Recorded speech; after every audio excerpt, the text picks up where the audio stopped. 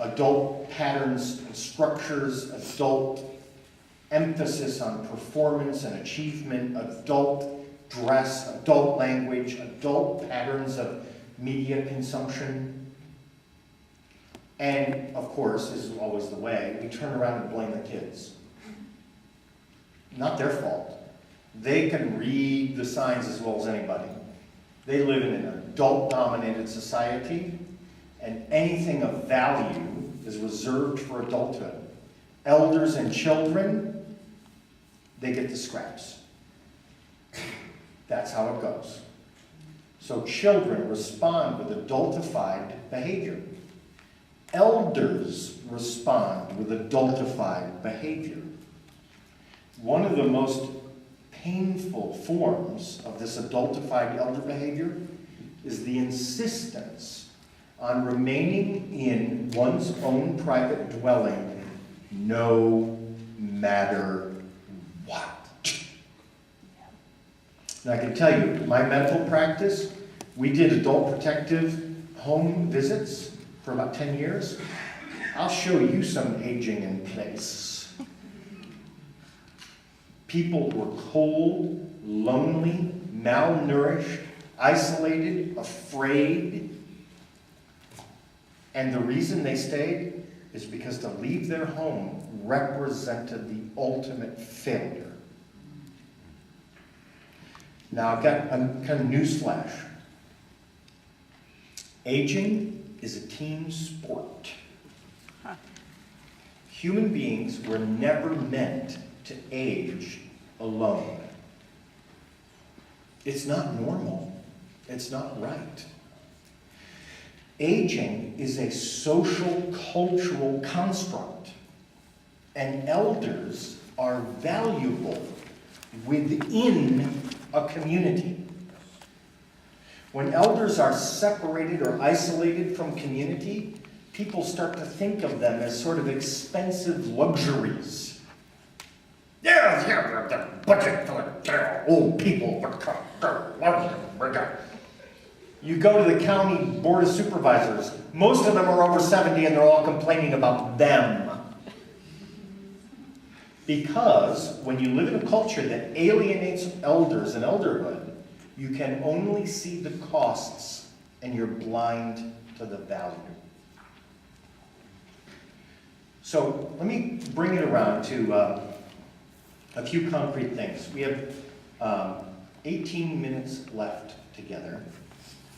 And in that 18 minutes, I want to connect what I've been talking about to very specific, concrete things that make a difference. Okay? And the other thing I want to say is, I believe we've scheduled a time for Q&A with me. If Philip's around? Yes, we have. Yes, we have. During an hour at the...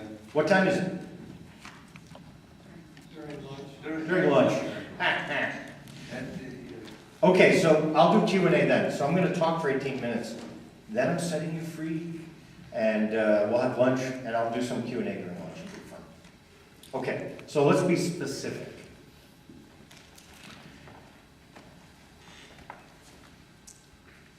Aging, elders, and elderhood are actually central to recovering a sustainable social, economic, ecological fabric. What's happening in America is that we are governed by adults without elder supervision.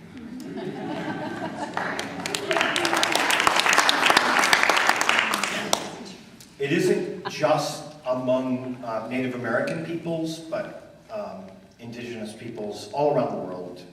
The message comes through again and again and again.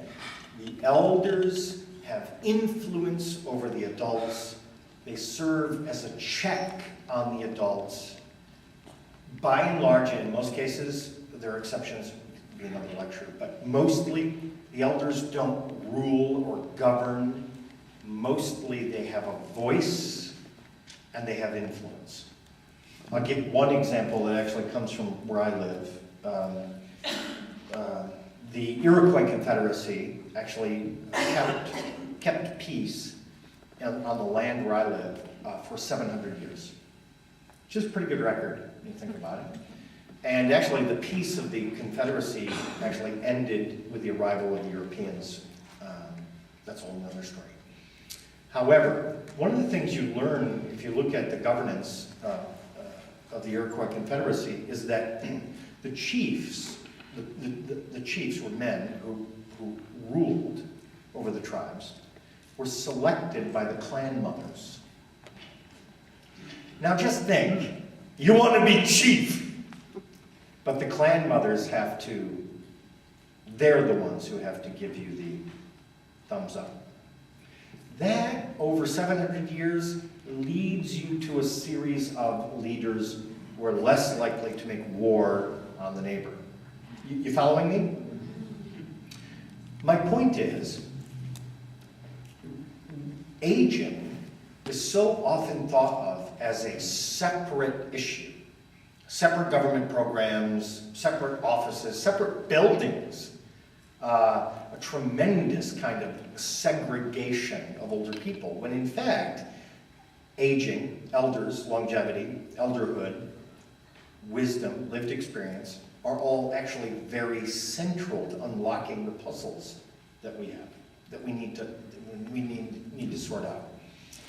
This was made mention of in the earlier talk, and I want to offer some specific examples that support what was talked about. Historically, through human history, elders and children have been allies. You can see this in part in your own families when you recollect, many of you, your relationship with your grandparents and your alliance against your parents. You can see this in the folk tales and myths of many peoples around the world. Elders and children have many common interests and aims. And one of their aims is to hold the adults in check. So one of the things we need is a new alliance between elders and the young. This turns out to be very hard to do in a society that religiously segregates the young from the old. And that might seem like a strong statement, but if I got in the car with you and we drove around Asheville, it's right there in concrete. You can see it. Nursing home, nursing school, nursery school, you know what I mean? They're separate buildings on separate streets with separate staffs. Everything is separate. Well, there's a few examples, concrete, that I'd like to offer to you. There's an organization in the state of Oklahoma, a nursing home organization, that actually partners in every town they serve. They partner with the local Head Start program, and the nursing home provides space for the Head Start program at basically $1 a year. Head Start provides the staff and the equipment and the kids, and then they integrate the elders into the Head Start program.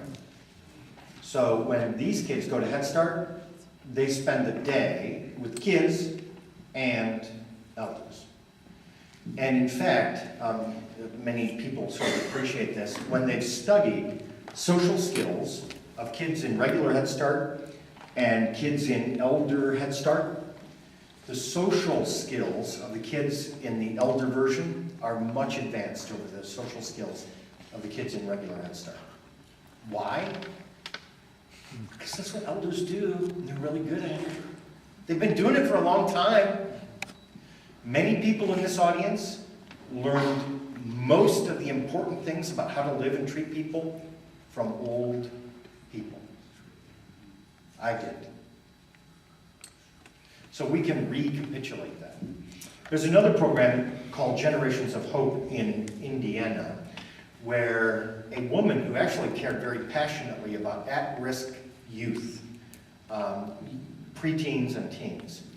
And in her town, the Air Force Base was closing. There was a whole bunch of housing on the Air Force Base, you can imagine. She got the housing donated to her nonprofit. Then she set up a program where foster families could get really.